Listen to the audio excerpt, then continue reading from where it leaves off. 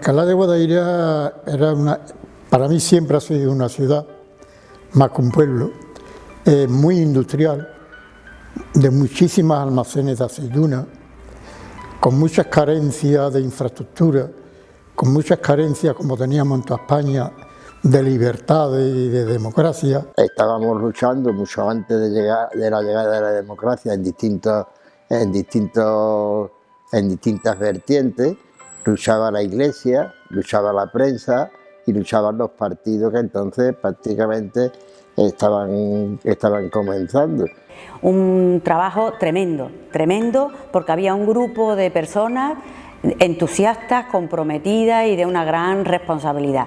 Gente que trabajábamos en las asociaciones precisamente intentando proyectar el proyecto de ciudad y el proyecto político y el proyecto ideológico que teníamos, de una Alcalá mejor, una Alcalá más inclusiva, más igualitaria, más justa, más democrática, porque estábamos luchando por la democracia, que en ese momento había una lucha en todos los frentes. Y a partir de los años 70 empiezan aquí las organizaciones de una manera clandestina, porque saben ustedes que había una represión absoluta, total y brutal, y fuimos ganando peldaños y espacio hasta el año 1975, que muere Franco, y a partir de ahí surge ya otra nueva época. Había dos mujeres, una del Partido Socialista, que era yo, y otra del Partido Comunista, que era Aurora Pérez Palmero, que era ella. Yo cogí la concejalía de la Delegación de Enseñanza y ella la de Parques y Jardines, ¿no? Y éramos las dos únicas mujeres que estábamos en una lista mayoritariamente de hombres. Gente del centro hacia la derecha, los que nos presentamos fuimos la UCD y sacamos 5 concejales. El cabeza de lista nuestra era el señor Bono Artillo, el número 2 era José Luis Jiménez Cosío, el número 3 era yo, el número 4 era Ángel Oliveros Jiménez, uno que fue futbolista, y el número 5 era don Vicente Romero Muñoz. En aquel entorno, cuando esa Alcalá tan politizada, tan participativa, hubo un movimiento cultural en Alcalá que fue muy importante, hubo varios. Yo los recuerdo mucho, eran nuestros mayores, entonces tenía 14 o 15 años, ¿no? Que era el Centro Cultural Alcalá, que estaba primero en Calderón Ponce y luego en la calle Mairena, y un grupo de alumnos de los salesianos, impulsados por Bernabé Sánchez, que entonces era cura, creamos el Centro Juvenil de Cultura Popular, que pretendíamos desde nuestra edad influir también, y que hubiera un determinado tipo de cultura muy participativa, muy reivindicativa. Pedíamos amnistía y libertad porque era realmente necesaria, es decir, porque nosotros no podíamos reunirnos fácilmente. Nosotros, en el centro juvenil, cada vez que había un acto, había alguien de la Brigada Política Social detrás de nosotros. Y a mí no me detuvieron nunca, yo no puedo decir que estuve detenido, pero a mí me llevaron al cuartel de la Guardia Civil muchas veces a preguntarme por qué ha traído usted a este y este dónde la ha echado. Las obras de teatro nos las tachaban, hacíamos nosotros obras de teatro, nos las tachaban continuamente. Y los concejales se elegían por los famosos tercios, ¿no? El tercio sindical, los padres de familia y tal, ¿no? Y entonces el ayuntamiento tenían una serie de tareas encomendadas por la ley, las quintas, estadística, el mercado, el matadero, el alumbrado público, la limpieza, y el ayuntamiento prácticamente eso es lo que hacía. Entonces no le llamábamos feministas, también era palabra, pero hicimos un movimiento serio, de mujeres muy serio, desde la asociación IRDEGA, Asociación de Mujeres, IRDEGA, habíamos mujeres de todos los partidos, nos entendíamos en aquello perfectamente, los objetivos eran comunes y nos entendíamos. Tu decisión, la decisión que tú ibas a tomar iba a servir para algo, la verdad que con mucha ilusión, muchas expectativas. Yo te digo que no sabíamos qué es lo que podía pasar. Queríamos ser protagonistas de la historia del pueblo, es decir, ya no nos conformábamos con lo que nos decían, teníamos que transformarla. Y lo mismo nos daba irnos a dar clases a los chavales del Castillo del Junco, arreglar unas casas que tenían las entradas mal en el castillo, o hacer grupos de teatro, o cantar, o lo que sea, pero teníamos que ser protagonistas.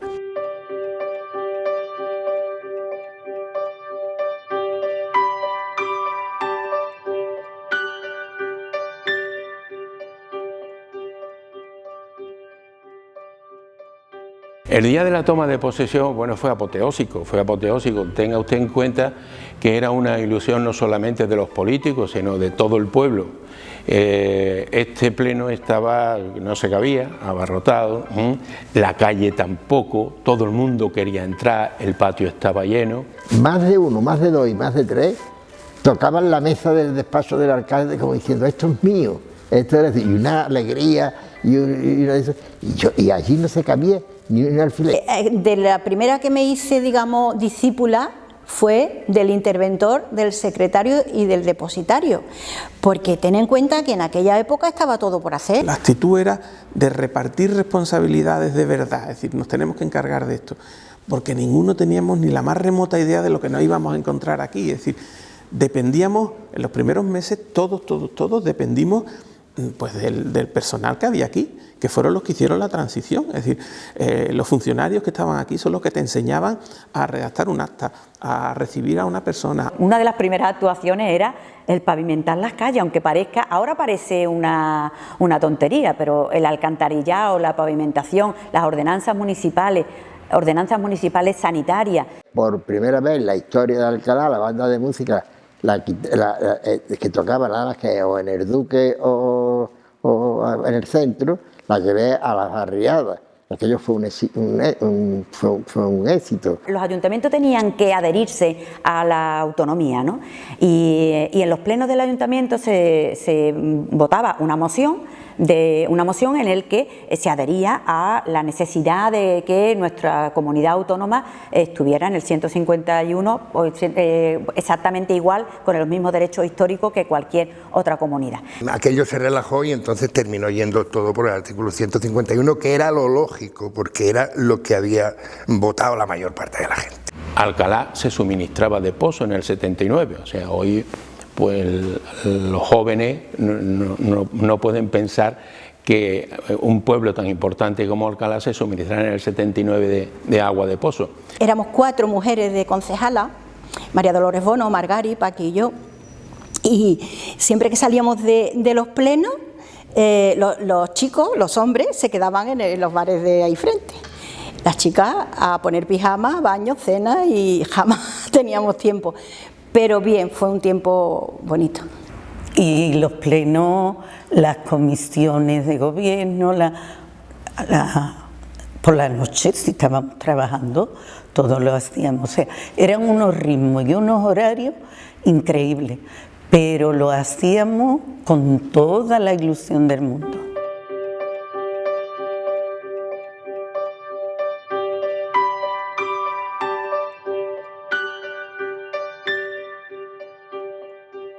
Yo llegué a la concejalía y había 43 desdobles. ¿Qué significaba esto? Que la mitad de la población infantil iba de 9 a 2 al colegio y el resto, la otra mitad, iba de 3 a 8. Es decir, que faltaba la mitad de las construcciones. Las empresas que daban más trabajo en Alcalá, por decirlo así, son las que se desubican, las que se van. La deslocalización empresarial en Alcalá fue muy fuerte en los años 90, sobre todo en los años 90. Todo eso ocasiona que el paro en la ciudad aumenta muchísimo, las circunstancias personales de la gente también se deterioran, empiezan a aparecer estados claramente de pobreza. Todo eso confluye al ayuntamiento. La gente solamente veía que el padre ayuntamiento era el que le tenía que resolver el problema. Entonces se crea como te digo, Centro de Información de la Mujer, Planificación Familiar, un centro dedicado a las personas drogodependientes. Alcalá tenía un problema grave con ese tema. Se hicieron 11 centros, entre ellos el Instituto Albero y el Instituto Profesor Tierno Galván. Lo que la fábrica Idogra significaba en casi ya pleno centro de Alcalá, ¿no? Significaba, bueno, pues estar con las emisiones al aire de todo este tipo de fluvios y de historias que perjudicaban sobre todo a la barriada de los toreros, y que había que hacer algo. La empresa indemnizó a parte de los trabajadores, otros se jubilaron y aquel terreno lo compró el ayuntamiento, se quedó el ayuntamiento con él. Y de ahí surgió el Parque Centro. Y aquí el parque no se termina, esperemos que mis nietos lo vean. Yo ya soy abuela y mi nieta va al Parque Centro, pero eso costó muchísimos millones. no tenía nada que ver con lo que en un principio iba a costar y aquello se duplicó. Todas las fases más complicadas estaban hechas por los anteriores gobiernos y por lo tanto nos aprovechamos de ese buen trabajo que se hizo para crear uno de los grandes pulmones que teníamos en el centro de la ciudad, ¿no? Tantos ideales en aquella oscuridad que decía, en la que vivimos, te parecía inalcanzable.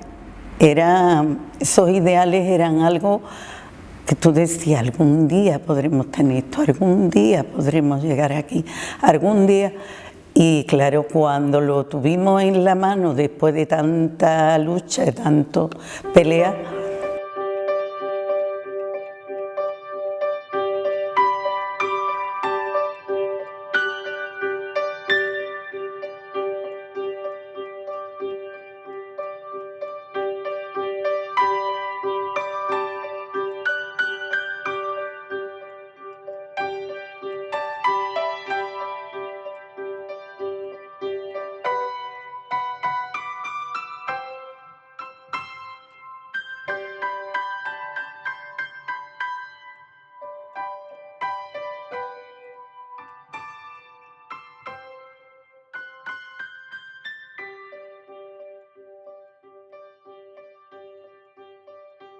tuvimos que elegir un nuevo alcalde, que fue una alcaldesa, que fue Guillermina, por el periodo que faltaba hasta que terminase ese mandato, que fue un año y pico más o menos. La verdad que fue una temporada convulsa, muy convulsa, de mucha inquietud, pero al mismo tiempo también, y lo tengo que decir, de mucha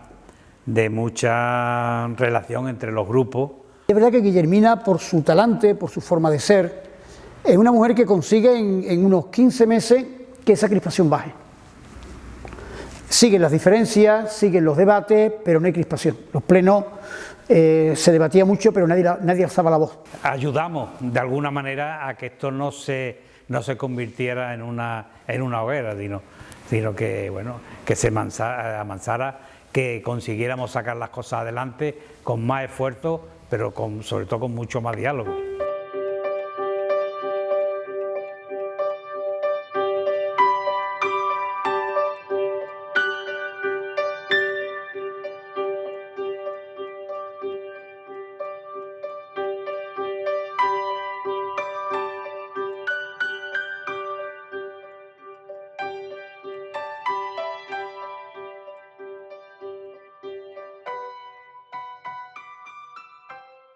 Para mí hay una clave que es la humildad, ¿no?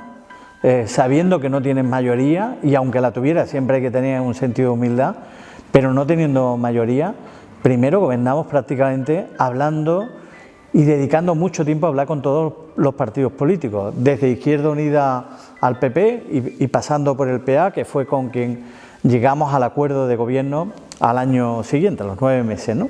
Se podía influir mucho más en la Junta de Andalucía estando los dos que gobernaban aquí igual que los dos que gobernaban allí, ¿no? Incluso conseguimos algunas cosas, y era la de la propia recaudación municipal, que estaba bajo mínimos entonces, porque lo llevaba OPAES de Diputación y no funcionaba como debiera, y Alcalá tenía ya la importancia que tenía y queríamos crear el propio servicio. Se creó el propio servicio. Ellos llevaron áreas significativas y a través de hablar mucho, de conversar mucho y de buscar, siempre repito, los puntos de encuentro, que siempre los hay. Yo creo que es importante que la persona que llegue, aunque desconozca cómo funciona el ayuntamiento, pero al menos que tengamos la garantía de que conoce Alcalá y conoce sus problemas, sus reivindicaciones y su historia y su cultura.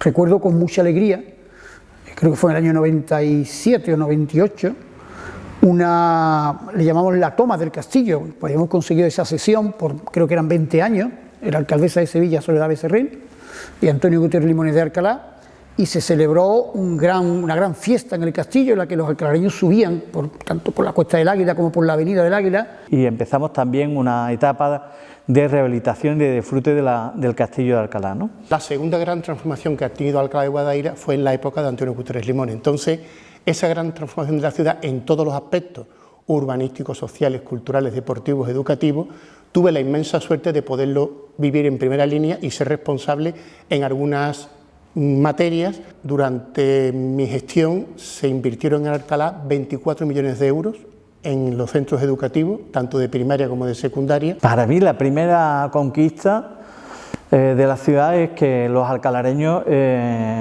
tomaran todas las riberas del Guadaira. Nos íbamos a visitar los vertidos de donde venía. Se ha mejorado mucho, pero todavía queda. Sí, son asignaturas que hay que seguir trabajando en ellas para que eso no suceda.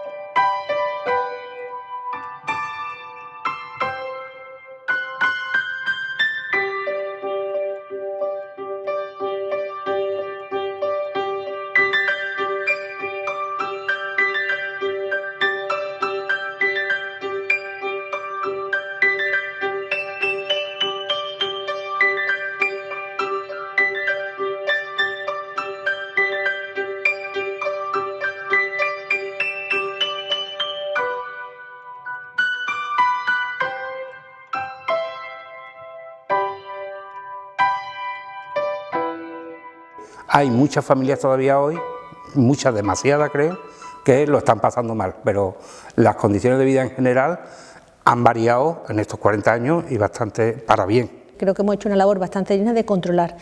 No teníamos nada en lo personal, pero nuestra misión era leernos todos los papeles y de hecho era lo que hacía que esa era una misión principalmente de Paco, ¿no? De Paco Bautista. Los 9 concejales que éramos y después los 5 que hemos sido posteriores, pues hemos intentado hacer una labor de control.